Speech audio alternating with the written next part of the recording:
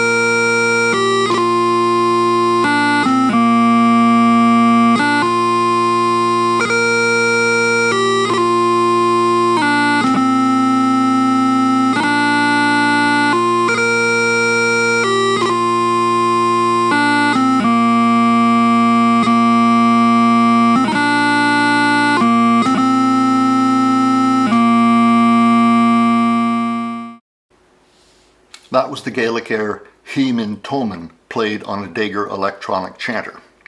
Let's have a look at the whole score for a moment. As you can see, there's lots and lots of white space in this tune. With the exception of one bar in each part, it's all quarter notes and eighth notes. Technically, you need to be able to play doublings on C, E, and high A, a grip from B to C, and a B strike. That's all the technique we have in this tune. You can see that I've circled in red nearly all the quarter notes in this tune. We'll talk about this in a few moments. At the end of each line, some blue circles highlight a couple of technical things we'll also talk about. This is an excellent example of a tune that is expressed a little differently from how it's written. This is quite common in Gaelic airs, where we're often working with a shifting pulse and notes that are extended a little past their written length. We're going to do both parts together in this session, so let's start with the first part. If I were to play the first line of this tune exactly the way it was written, it would come out sounding something like this.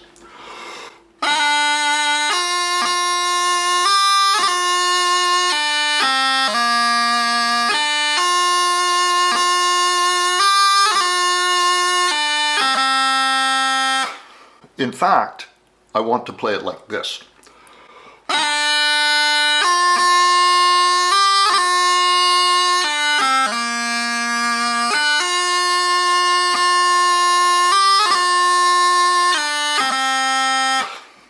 What exactly am I doing here? It's very simple. I'm extending the quarter notes just a little bit, and I'm shortening the eighth notes just a little bit. You're going to do this all the way through the tune, and that is why I've circled the quarter notes all the way through the tune, because I want you to think about that every time you hit a quarter note. If you look at bar 2, you'll see that we have 2 eighth notes in a row in the middle of that bar. Despite how it's written, you're going to play the first eighth note, the C eighth note, a little bit longer than the B. Something like this.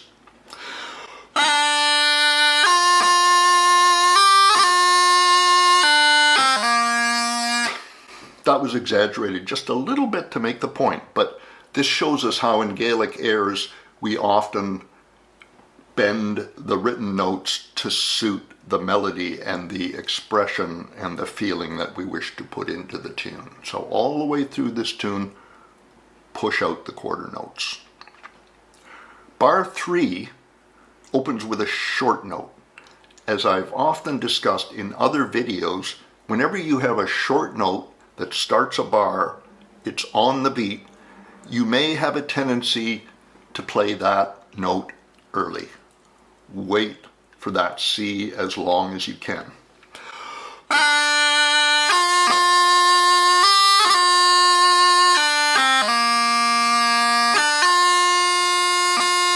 Watch, make sure you put the C on the beat and not the E. Wait for that C. In bar 4, we have a couple of pieces of technique to go over. Right in the middle of the bar, you see a D grace note on a C there. It's an unusual way to use a D grace note, and it's taken really from Pibroch technique. It looks like this. We're going to go from E down to C with a tiny little D grace note in the middle of it, and it will look like this. D-a-do, D-a-do, D-a-do, very short D.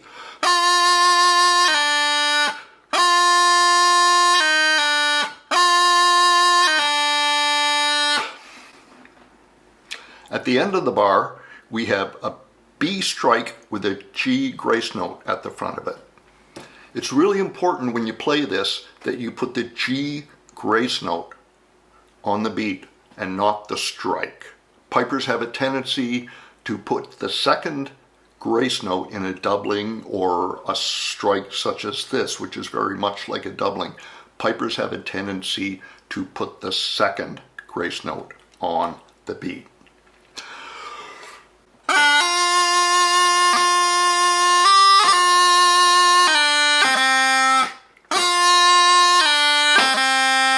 Make sure the G grace note is on the beat.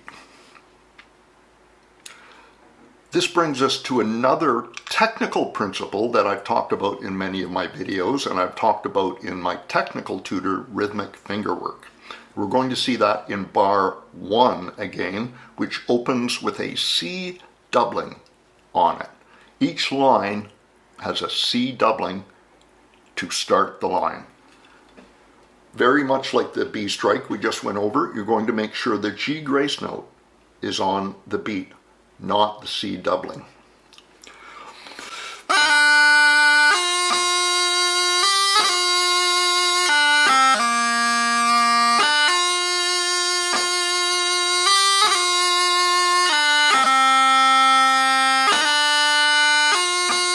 Nice big fat C doubling with the C on the beat.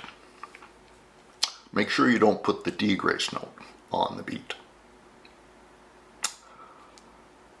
Finally, if we look at the ending of each part, that is bar 7 in each part, we see the longest and the shortest notes in the tune.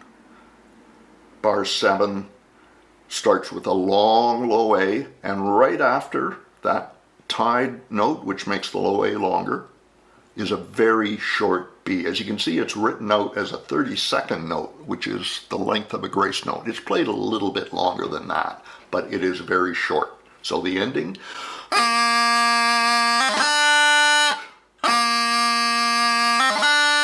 you need to be able to play a grip from B to C after a very short B. Some of you may find that tricky, and you may have to put a little bit of extra work into that.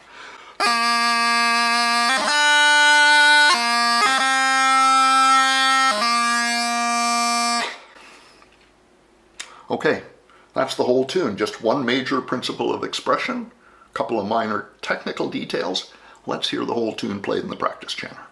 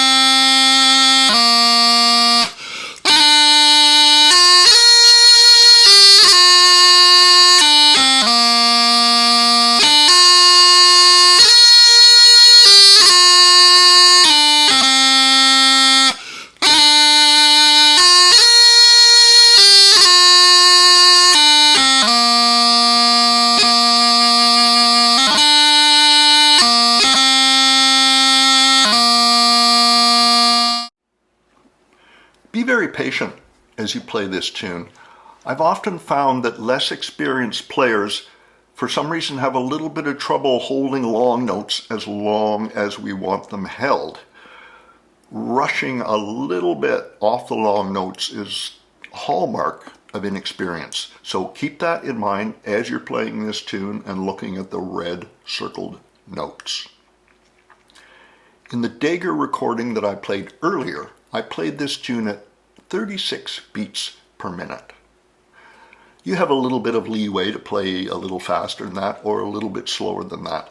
But one thing I would urge is that you don't get so caught up in the expression that the tune slows down into a dirge and your listeners get distracted and start thinking about something else.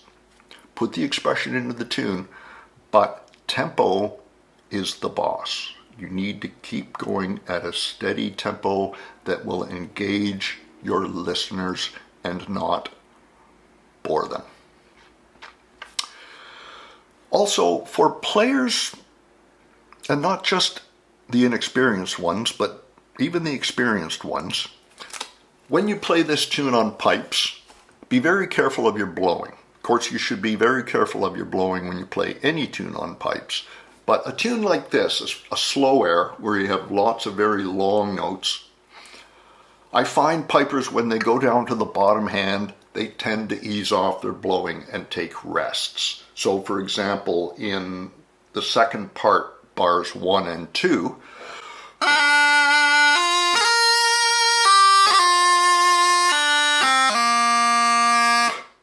you're going to be hitting that high A and blowing a little bit harder than you might normally to sound the high A. Then you have a run down to low A. And what often happens here is when you hit the low A, you go, that was hard blowing that high A, and we ease off on the low A, and our bagpipe goes out of tune. Always be careful of easing off on bottom hand notes. If I ease off on a high A, it will cut out just like that. If I ease off on a D or a low A or even an E, it will get flat first and then it will cut out. So try not to blow notes flat. Okay, that's it for the lovely Gaelic air Mi'n Toman. Hope you enjoyed it. Play it expressively and blow in tune. From me, Jim McGillivray at the Pipe Box, good pipe.